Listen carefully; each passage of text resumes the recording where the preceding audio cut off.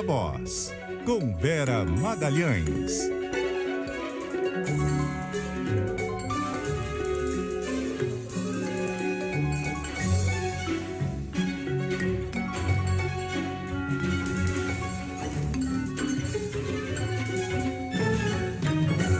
Boa tarde, Vera.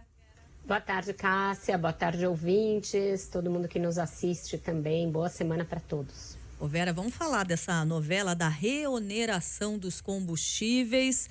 Essa reoneração, ela deve voltar a acontecer amanhã, se ninguém anunciar nenhuma decisão, né?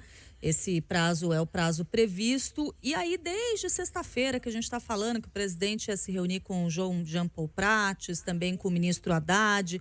Aí essa reunião acabou não acontecendo na sexta, aconteceu hoje. Terminou a reunião, não teve decisão ainda. Agora tem uma outra reunião do ministro Haddad com o ministro de Minas e Energia na tarde de hoje. Aí depois ele vai voltar a se reunir com o presidente e eles vão falar sobre isso, Vera. O que deve sair de decisão em relação a esse assunto e de que forma essa decisão pode impactar, por exemplo, a continuidade no cargo do ministro Haddad e a maneira, né, como ele fica no cargo dependendo da decisão que for tomada?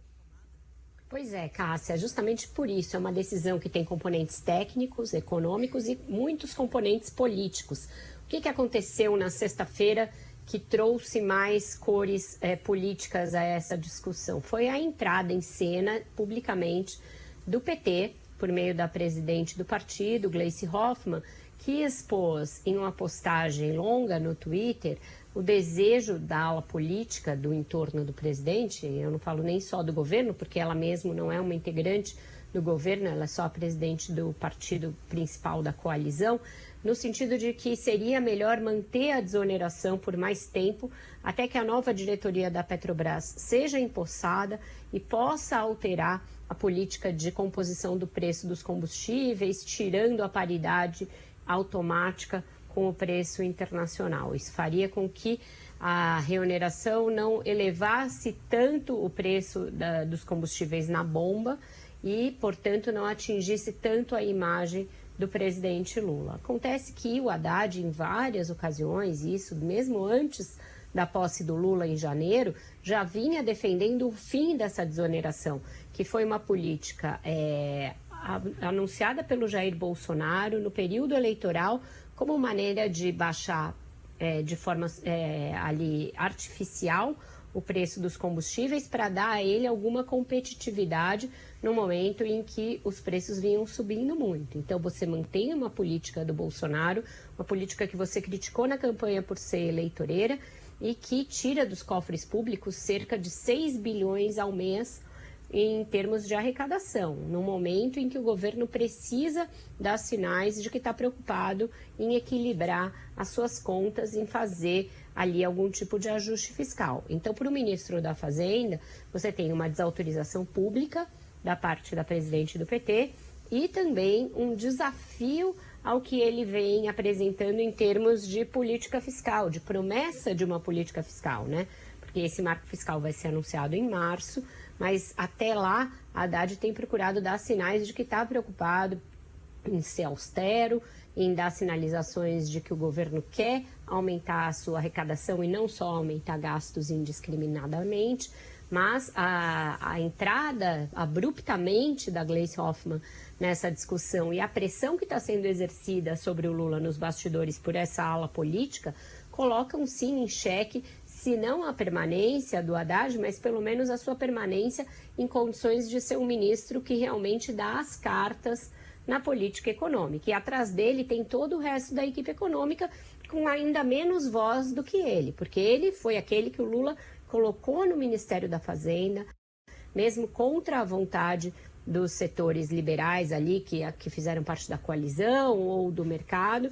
Ele bancou o ministro da Fazenda e em menos de 2 meses de governo já deu sucessivas demonstrações de que não está disposto a dar a ele carta branca para agir.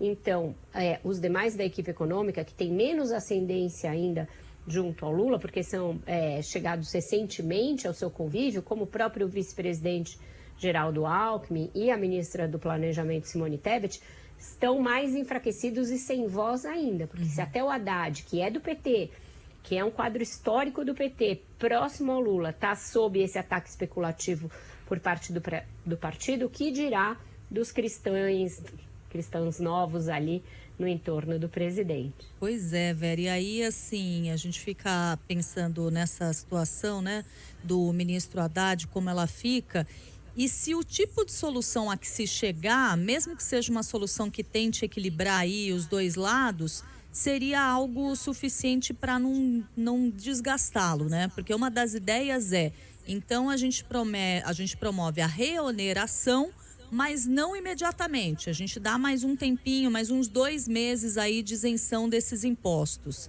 Esse tipo de saída intermediária é suficiente para contemplar todo mundo ou não muito? Representa uma derrota do Haddad, Cássia. Ainda que se busquem eufemismos e que se ele próprio tente demonstrar que apoiou isso, não é verdade. Nos bastidores, o tempo inteiro ele queria uma reoneração imediata, até porque ela não é imediata. O imediato teria sido sem 1º de janeiro.